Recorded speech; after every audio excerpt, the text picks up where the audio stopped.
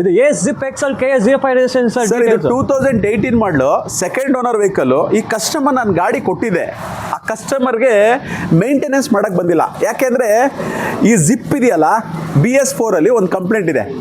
Common rail switch ಅಂತ ಬರ್ತದೆ, ಅದಕ್ಕೇನಾರ ನೀರು ಹೊಡಿದ್ರೆ ಪಿಕಪ್ ಬರಲ್ಲ, ನಿಮಗೆ ರೈಸಿಂಗ್ ಆಗಲ್ಲ. ಅದನ್ನು ಈಗ ಹೊಸ ಸ್ವಿಚ್ ಹಾಕ್ಸಿದೆ. ಗಾಡಿ ಬಂದು ನೋಡಲಿ ಸರ್, ಬಂಪರ್ ಟು ಬಂಪರು ಗಾಡಿ ಚೆಕ್ ಮಾಡಲಿ. ಗಾಡಿ ಏನಾದರೂ ಅವರು ಕಸ್ಟಮರ್ ಅವರೇ ಯೂಟ್ಯೂಬಲ್ಲಿ ಏನಾದ್ರು ಕಸ್ಟಮರ್ ಏನಾದ್ರು ಕಾಮೆಂಟ್ ಹಾಕೋದು ಬೇಡ, ದಯವಿಟ್ಟು ಬಂದು ಡಿಸ್ಕಸ್ ಮಾಡಲಿ. ಗಾಡಿ ಏನಾದರೂ ಖರ್ಚಿದ್ರೆ ನಾನು ಮಾಡಿಸ್ಕೊಡ್ತೀನಿ, ಇಲ್ಲ ಅಂತಂದರೆ ಅವ್ರ ಕಡೆಯವ್ರು ಯಾರೋ ಒಂದೆರಡು ಜನ ಬಂದು ಗಾಡಿ ಬಂದು ನೋಡಲಿ.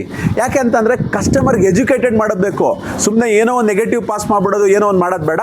ಗಾಡಿ ಕಾಮನ್ ರೈಲ್ ಸ್ವಿಚ್ ಹೋಗಿದೆ, ಆ ಸ್ವಿಚ್ಚನ್ನು ಸಹ ಹಾಕ್ಸ್ಕೊಡ್ತೀನಿ ಅಂತ ಈ ಮಾತು ಹೇಳ್ತಾ ಇದ್ದೀನಿ ಸರ್. 2018 ಮಾಡಲು 180 ಕೊಡ್ತೀನಿ ಸರ್. ಓಕೆ, ಫೋರ್ ಮ್ಯಾನ್ ಹತ್ರ ಕನ್ಫರ್ಮ್ ಮಾಡ್ಕೊಡ್ತೀನಿ. ಓನ್ಲಿ ಕಾಮನ್ ರೈಲ್ ಸ್ವಿಚ್ ಹೋಗಿದೆ. ಓಕೆ, ಕಸ್ಟಮರ್ ಬಂದು ನೋಡ್ಲಿ. ಯಾಕೆಂದ್ರೆ ಆ ಕಸ್ಟಮರ್ ತಗೊಂಡ್ರು ಓಕೆ, ಇಲ್ಲ ಬೇರೆ ಕಸ್ಟಮರ್ ಬಂದು ತಗೊಂಡ್ರು ಓಕೆ. ಯಾಕೆ ಈ ಮಾತು ಹೇಳ್ತಾ ಇದ್ದೀನಿ ಅಂದರೆ, ನನಗೆ ಕಸ್ಟಮರ್ 1 to 1 ನಿಮ್ಮ ಹತ್ರ ಯೂಟ್ಯೂಬಲ್ಲಿ ಎಲ್ಲದನ್ನು ನಾವು ಗಾಡಿ ಡೆಲಿವರಿ ಕೊಡಬೇಕಾದ್ರೆ ಚೆಕ್ ಲಿಸ್ಟ್ ಪಾಯಿಂಟ್ ಎಲ್ಲದಕ್ಕೂ ಸೈನ್ ಮಾಡೇ ಕೊಡ್ತಾ ಇರೋದು. ಕಸ್ಟಮರ್ ಟೆಸ್ಟ್ ಡ್ರೈವ್ ಮಾಡಿದ್ದಾರೆ, ಯೂಸ್ಡ್ ವೆಹಿಕಲಲ್ಲಿ ಆದಷ್ಟು ಮಟ್ಟಿಗೆ ಎಷ್ಟು ಕ್ವಾಲಿಟಿ ಮೇಂಟೈನ್ ಮಾಡ್ತಾ ಇದ್ದೀನಿ RSG. ಖಂಡಿತ ಬಂದು ನೋಡಲಿ, ಕಸ್ಟಮರ್ ಕುತ್ಕೊಂಡು ಇಬ್ಬರು ಮಾತಾಡೋಣ, ಚರ್ಚೆ ಮಾಡಿ. ಯಾವುದೇ ಆದರೂ ಗಾಡಿ ಅಷ್ಟೇ, ಅಲ್ಟಿಮೇಟ್ ಕಸ್ಟಮರ್ಗೆ ಮೋಸ ಆಗಬಾರ್ದು ಸರ್. Okay, fine sure. ಗಾಡಿ ನೋಡಿ, 4 ಟೈರ್ಸ್ ನೋಡಿ, ಸೂಪರ್ ಟಾಪ್ ಕ್ಲಾಸ್ ಕಂಡೀಷನ್ ಗಾಡಿ ಎಲ್ಲ ನಿಮಗೆ ಸರ್ ಮೆಕ್ಯಾನಿಕ್ಸ್ ಎಲ್ಲ ಚೆಕ್ ಮಾಡಿ ಕೊಡ್ತಾ ಇಂಟೀರಿಯರ್ ನೀಟಾಗಿದೆ. ಇಲ್ಲಿ ನೋಡ್ಬೋದು ರೈನ್ ಟಾಪ್ ಲೈನ್ಸ್ ಇದೆ, ರೇರ್ ಟೈರ್ಸ್ ನೋಡಿ ಗುಡ್ ಕಂಡೀಷನ್ ಐತೆ.